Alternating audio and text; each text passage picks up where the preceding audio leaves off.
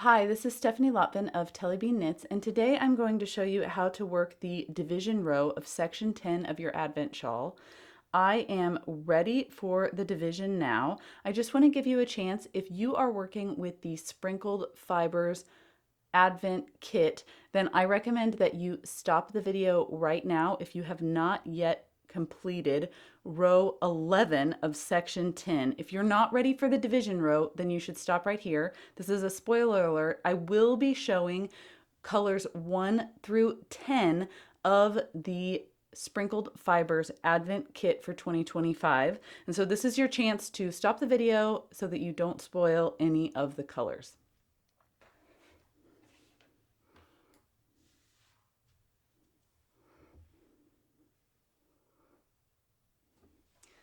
All right, I have here sections 1 through 10 up to row 11 of the shawl completed. I've just completed row 11, which was a right side row. It's getting really large, so it's getting tricky to fit into the frame, but I just want to explain what you're looking at. I have actually partially blocked this shawl, so if mine looks a little different from yours, I blocked a portion of it when I was working to make sure that I was hitting the gauge that I wanted and getting the drape that I wanted out of my yarn. And right now you are looking at the right side of the shawl. You can see if I scoot this down here that my working yarn is at this end of my shawl because I'm ready for a wrong side row. So when the right side is facing me, I have my working yarn down here at this end. And you can also see I have not yet woven in India of my end, so I've got some beautiful fringe happening. I'm really excited about how the shawl is looking. It is so much fun, and you probably can't see the sparkle in this video, but my gosh, the sparkle is so much fun too.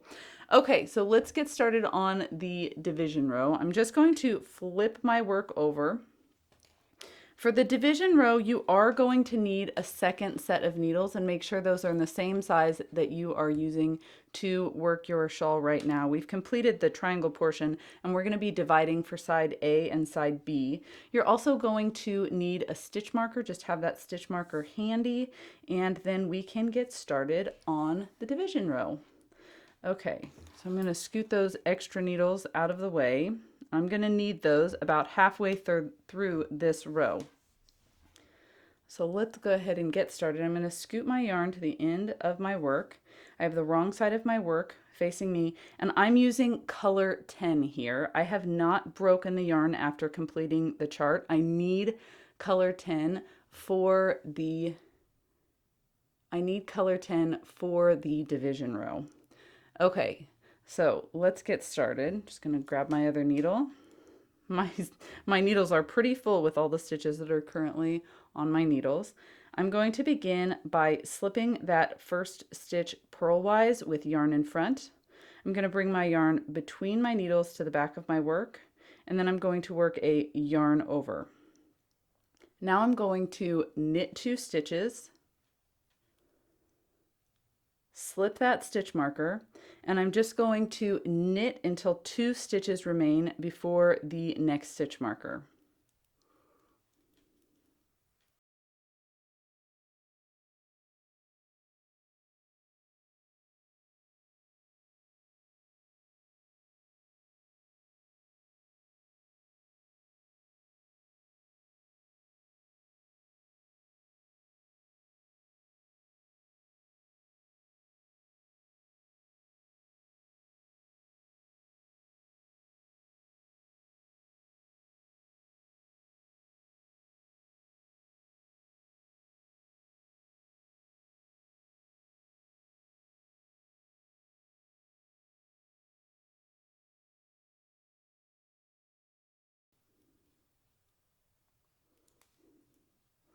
Okay, I have now knit until 2 stitches remain before the stitch marker.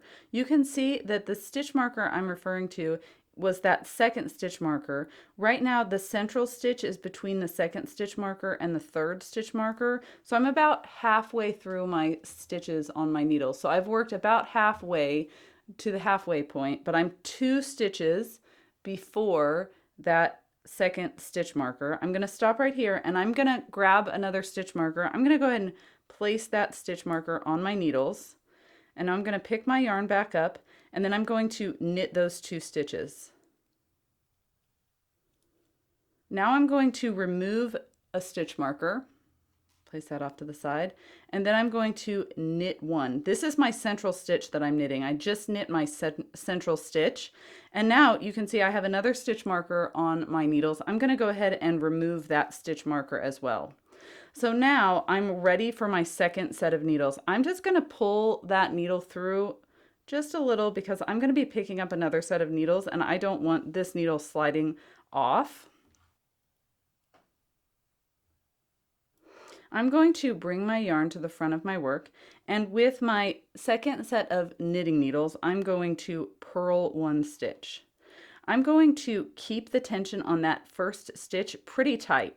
I want to make sure that there's not much gapping between the 2 sets of stitches that I'm creating for side A and side B. So for the first few stitches after I start with my second set of knitting needles, I want to keep the tension nice and tight. So I've purled 1 stitch. I'm going to bring my yarn to the back of my work and then knit 2 stitches.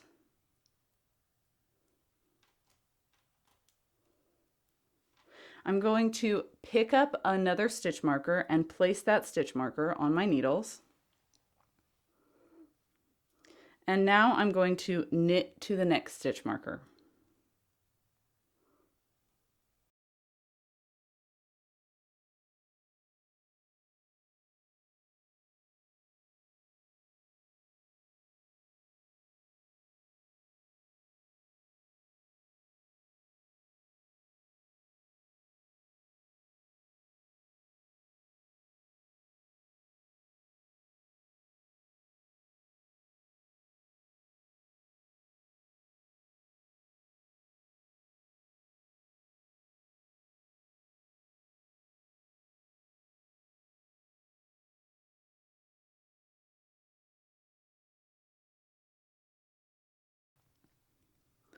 Okay, I've knit to my next stitch marker. It's actually my last stitch marker on my needles. I'm just going to slip that stitch marker and then I'm going to knit 2 stitches and knit 2 together.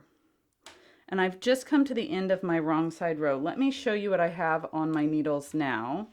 I've used rather long needles for the second set of needles so that I can spread things out for you, but you are not obligated to do that. So you can see here that I have 1 set of stitches on my first set of knitting needles. This is with the wrong side facing me. And then I have another set of knitting needles with a second set of stitches. Now I'm going to flip this over so I can tell you what you should have on your needles with the right side facing you. Gosh, oh my gosh, this is so much fun. These colors are so beautiful. I'm especially excited about color 10, which seems to me to be like the perfect flamingo pink. This is if I was a flamingo, this is the color I would want to be. Okay, so right now I have the right side facing me. My live yarn, just gonna grab that so you can see it. So you can see I have all this fringe that's happening over here where I have not yet sewn in my ends. This is side A, and this is where my live yarn is. So my live yarn is at the end of side A right now. And on side A, you should have a total of 138 stitches. So you'll have 3 stitches between the beginning of the row and the first stitch marker. You're going to have 132 stitches between that first stitch marker and the second stitch marker. So 132 stitches. And then you'll also have 3 stitches between the last stitch marker and the end of the row. And that's on your side A set of knitting needles. Now, on side B, these are your side B stitches. So this is with the right side facing you. Between the beginning of the row, which is here at the tip of the triangle, you're going to have 3 stitches between the beginning of the row and the first stitch marker. You're going to have 132 stitches between the first stitch marker and the second stitch marker. And then between that second stitch marker and the end of the row, you're going to have 4 stitches for a total of 139 stitches. So you're going to have 2 sets of knitting needles, a side A set and a side B set. The side A and side B stitches are ready to be knit. Thank you so much for watching this video. I hope that it helped and I hope that you enjoyed it.